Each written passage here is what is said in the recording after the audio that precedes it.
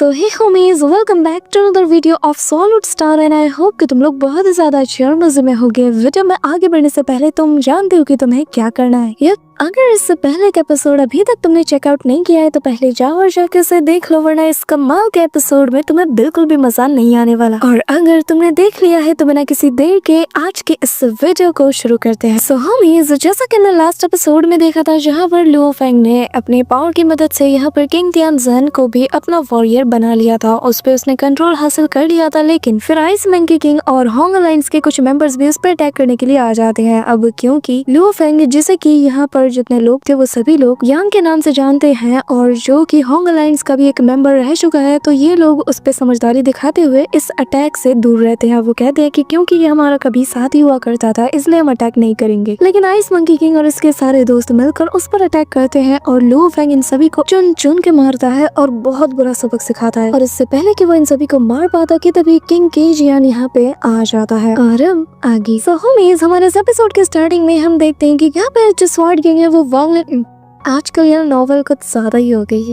यहाँ पे हम देखते हैं कि जो सेवन स्वॉर्ड किंग है वो लुओ फेंग पे दे तनातन अटैक्स करना शुरू कर देता है। लुओ फेंग भी उसके हर एक अटैक्स को बहुत ही अच्छे से काउंटर कर रहा था। वो भी अब यहाँ पे पलटवार करने को देखता है कि तभी यहाँ पर जो सेवन स्वॉर्ड किंग है वो यहाँ पे एक इतना पावरफुल प्लानिटरी लेवल का अटैक करता है कि यहाँ पर लुओ फेंग जैसे तैसे इससे डॉज कर पाता है। पर ये अटैक जिस भी प्लेनेट या आसपास की चीजों से टकराता है वो इसे सेकंड्स में धराशायी कर देता है। लाइक इतना बड़ा प्लेनेट को वो पूरी तरीके से डिस्ट्रॉय कर देता है। जो देखते साथ ही लुओ फेंग वापस से अपने उसी स्टार बॉल्स की पावर को एक्टिवेट कर देता है और उस जायंट सा बीस्ट की टेल से यहाँ पे सेवन स्वॉर्ड किंग पे अटैक करता है। जैसे जैसे सेवन स्वॉर्ड किंग डॉज करता है पर तभी वो यहाँ उस पे अपने फ्लेम से अटैक करता है। लेकिन लुओ फेंग उसके फ्लेम को भी अपने कंट्रोल में लेते हुए उस पर रिवर्स अटैक करता है। यहाँ पे सेवन स्वॉर्ड किंग के ये जो ब्लेड्स है ना, ये जो रिंग्स जिसका वो यूज करता है, ये बहुत ज्यादा पावरफुल है। लाइक सेकंड्स में वो यहाँ पे एक स्लैश अटैक भी कर देता है। सोचो, यही नहीं, वो अपने उन रिंग्स के जरिए से अपने दो और क्लोन से भी अटैक करवाते हैं जो कि अलग अलग प्रॉपर्टीज वाले अटैक को करते हैं। लाइक एक फ्लेम अटैक कर रहा है तो दूसरा बंदा यहाँ पे थंडर अटैक कर रहा था। लेकिन लुओ फेंग भी बहुत इजीली इन सभी से डॉज कर पा रहा था। यहाँ पे जब ये अटैक उससे टकराने वाला था जो कि लास्ट अटैक था, यहाँ लुओ फेंग उससे इजीली डॉज करते हुए काफी दूर टेलीपोर्ट होता है और यहाँ इतना मैसिव एक्सप्लोजन होता है कि ऐसा लग रहा था कि इस पूरे प्लेनेट पर किसी ने बहुत बड़े बड़े मीटियोर्स छोड़ दिए हों। अब यहाँ पे लुओ फेंग कहता है कि सेवन स्वॉर्ड किंग, ऐसा लग रहा है कि तुम्हारी तलवार की धार ना थोड़ी कम पड़ रही है। जिसके साथ ही वो वापस से अपने उसी बीस्ट की टेल से उस पे घुमा के अटैक करता है। लेकिन सेवन स्वॉर्ड किंग इस बार पूरी तरीके से फॉर्म में था। वो यहाँ पर अपने बाकी के 5 जो ब्लेड्स थे उनकी पावर को यूज करता है और लुओ फेंग पे अटैक करता है। लेकिन लुओ फेंग की स्पीड लाइट के भी इक्वल पहुंच चुकी है। वो काफी तेजी से उनसे डॉज करता है और यहाँ एक के बाद एक दे तनातन एक्सप्लोजन्स होते हैं। पर जो सेवन स्वॉर्ड किंग है, अब उसकी रेपुटेशन पे बात बन आई थी। इतने सारे अटैक करने के बावजूद भी लुओ फेंग उसके हाथ से बच गया। वो लुओ फेंग के पीछे हाथ धो के पड़ जाता है। हर सिंगल अटैक यहाँ पर स्पेस में क्रैक्स को ओपन करता है। लेकिन लुओ फेंग भी जो स्टार टावर के वो जो छोटे छोटे बॉल्स थे इनका भी बखूबी तरीके से यूज कर रहा था।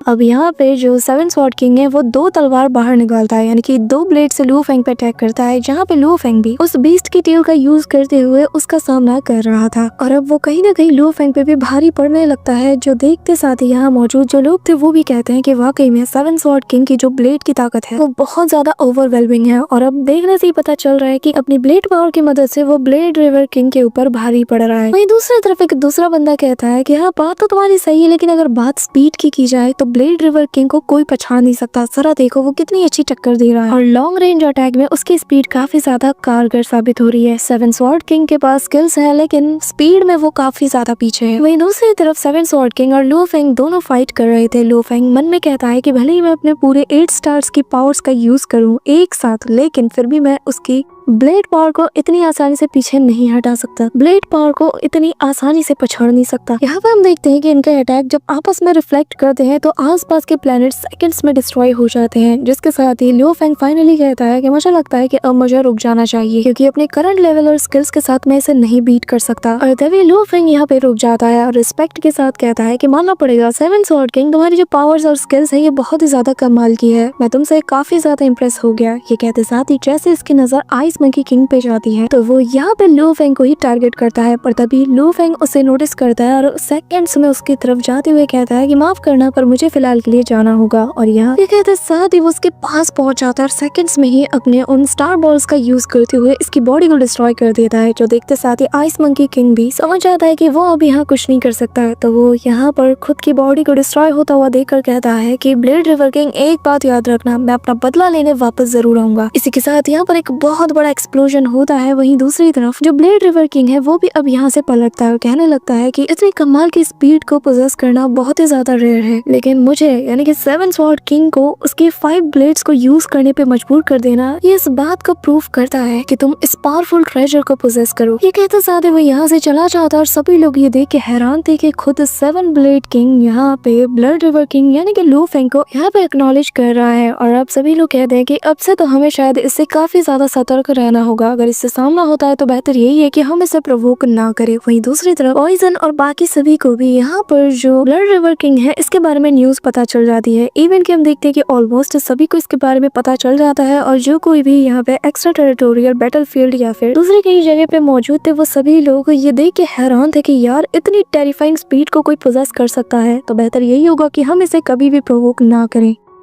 यहाँ पे हम देखते हैं कि बाकी के जो कुछ लोग होते वो तो इस हद तक बातें कर रहे थे कि यार ये तो मुझे वो 7 स्वॉर्ड किंग से भी ज्यादा खतरनाक लग रहा है। अगर मुझे चॉइस दी जाए तो मैं ब्लेड रिवर किंग की जगह उस 7 स्वॉर्ड किंग के हाथों मरना पसंद करूंगा। यहाँ पे हम स्टार फैंटेसी किंग को भी देखते हैं जहाँ पर वो भी इन्हीं की बातें सुन रही थी और वो हैरान थी कि यहाँ पर किसी को 7 स्वॉर्ड किंग से भी ज्यादा खतरा किसी से फील हो सकता है। और ये खबर तो किसी आग की तरफ फैल रही है, पर मुझे यकीन है कि ये कोई ऑर्डिनरी पर्सन तो हो नहीं सकता। वहीं दूसरी तरफ हम लू फेंग को देखते हैं जहाँ पर वो किंग डोयान से मिलने आया था और वो यहाँ पे मन में कहता है कि इससे फर्क नहीं पड़ता कि ब्लेड रिवर किंग की ताकत के चर्चे कहाँ पर और कितनी दूरी पर फैल रहे हैं, मैं अब वापस से अपनी जो लू फेंग वाली ट्रू आइडेंटिटी है उसी के साथ अपनी जर्नी को कंटिन्यू करूंगा।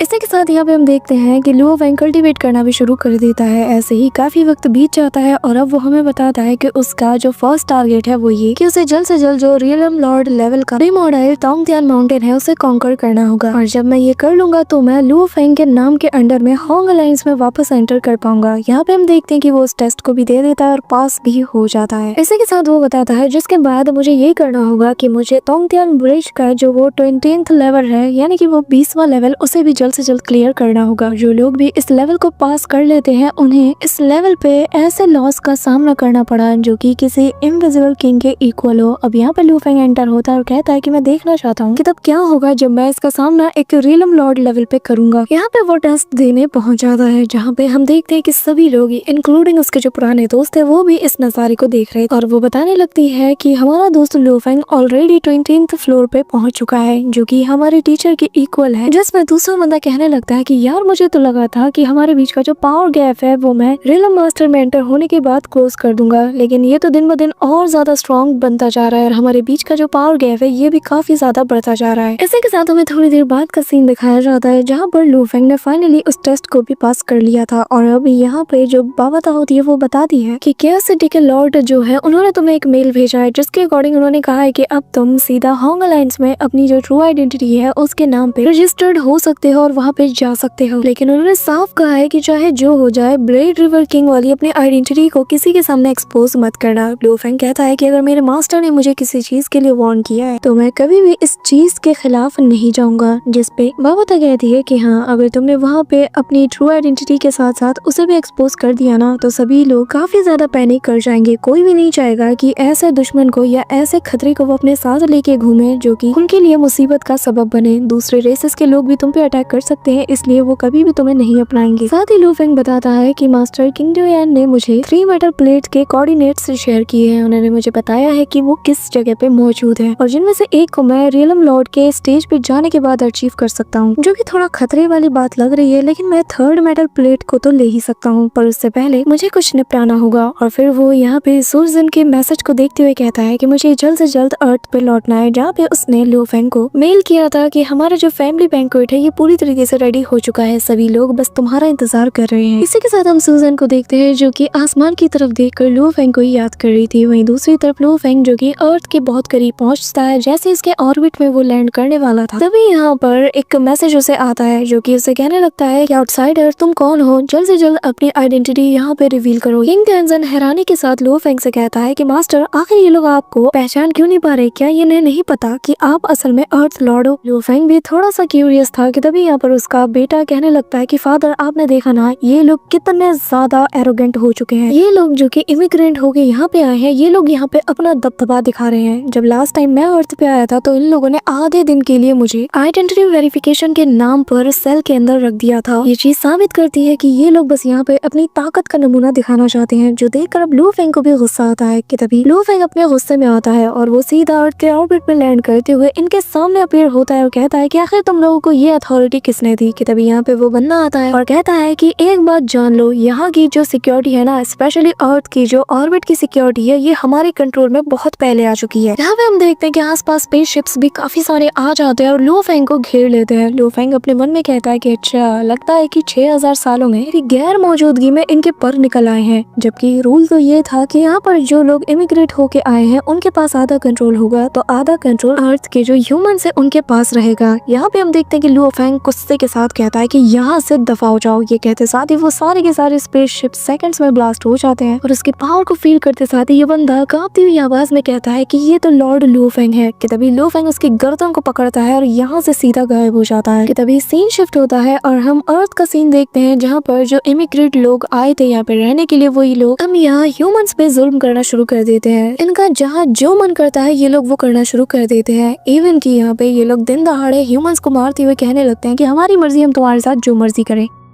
अब यहाँ पे हम देखते हैं कि वो लोग कह रहे होते हैं कि आखिर तुम्हें किसने ये हक दिया कि तुम लोग हमें ऐसे जलील करो। जिसपे हम देखते हैं कि ये लोग अर्थ के जो सिटीजन्स हैं इनकी तो बात सुन नहीं रहे थे, बेचारों को इतनी बुरी तरीके से बुली कर रहे थे। कि तभी यहाँ पे लो फेंग उसी बंदे को जमीन पे दे मारता है, जो देखते साथ ही सभी लोग तो हैरान थे और तभी इन सभी पे बहुत ही पावरफुल सोल प्रेशर पड़ता है। इनकी सांसें वहीं पे रुक जाती हैं और लो फेंग अर्थ के सिटीजन्स को सहारा देता है और फिर आगे बढ़ते हुए कहने लगता है कि मैं यहाँ से थोड़ी देर दूर के चला गया, इन इमिग्रेट्स की इतनी ज्यादा हिम्मत कि मेरे अर्थ के लोगों को इतना ज्यादा बुली करे। आखिर तुम्हें किसने हक दिया कि तुम इंसानों की जो टेरिटरीज है वहाँ पे आके दखल दो। ये कहते साथ ही वो अपनी पावर की ऑरा को रिलीज कर जाए और यहाँ पे जितने भी बाकी के स्पेसशिप्स थे और जितने ड्रोन्स थे उन्हें डिस्ट्रॉय कर देता है, सिवाय कुछ को छोड़ के। और फिर उनकी तरफ पलटकर देखता है, साथ ही काफी कठोर लफ्ज में कहता है कि मैं जानता हूँ कि जो इमिग्रेंट्स के हेडक्वार्टर्स है वो यहाँ मुझे देख रहा है, तो एक बात कान खोल के सुन लो, तुम लोगों को वो टेरिटरीज दी गई है जो कि ओशन के ऊपर है, लेकिन यहाँ पर जो ह्यूमंस के कॉन्टिनेंट है ये ह्यूमन से बिलोंग करते हैं, तो इन्हें छूने की गलती भी मत करना। कि तभी सीन शिफ्ट होता है और हम हेडक्वार्टर्स के अंदर उसी बंदे को देखते हैं जो कि कहने लगता है कि लो फेंग काफी ज्यादा एरोगेंट हो चुका है, ये तो हमारे इमिग्रेंट हेडक्वार्टर्स को कुछ सीरियसली ले भी नहीं रहा। तभी उसकी सर्वेंट यहाँ पे आकर उसे काम डाउन करने की कोशिश करती है। कि तभी यहाँ पे दूसरा बंदा कहता है कि हमें भूलना नहीं चाहिए कि लो फेंग डायरेक्टली क्यूरियोसिटी लॉर्ड का डिसाइपल है, जब तक उसकी जिंदगी और मौत पे नहीं बनाती हम लोगों को यहाँ पे बिना सोचे समझे कुछ नहीं करना चाहिए, क्योंकि वो डायरेक्टली उससे कनेक्टेड है और अगर उसे कुछ होता है तो शायद क्यूरियोसिटी लॉर्ड भी हमारे अगेंस्ट एक्शन ले सकता है। जिसपे विंग मास्टर कहने लगता है कि आखिर किसे इस बात की परवाह है, वैसे भी जितने भी इमिग्रेंट्स यहाँ पर है वो लोग ह्यूमैनिटी के जो 5 मेजर पावर हाउसेस हैं उनके एलाइट्स हैं, इनमें से बहुत से लोग तो जो यूनिवर्स लॉर्ड है उनके डिसेंडेंट्स हैं, तो इससे फर्क नहीं पड़ता कि वो कितना स्ट्रॉन्ग है, हम उसे जब चाहे तब मिट्टी में मिला के रख सकते हैं। कि तभी यहाँ पर लो फेंग की टेंटिकल्स जो है वो धावा बोल देती है, जो देखते साथ ही ये बंदा कहता है कि मैं खुद एक किंग लेवल इमोर्टल हूँ, लेकिन मैं भी इस पावर को फील कर पा रहा हूँ। यहाँ पे अपने वाइन स्टार को लो फेंग चारों डायरेक्शन में फैला देता है, सभी की आंखें फटी की फटी रह जाती है और ये दोनों भी इमीडिएटली बाहर निकलते हैं और देख के हैरान हो जाते हैं कि ये एक immortal level 1000 wine star grass है।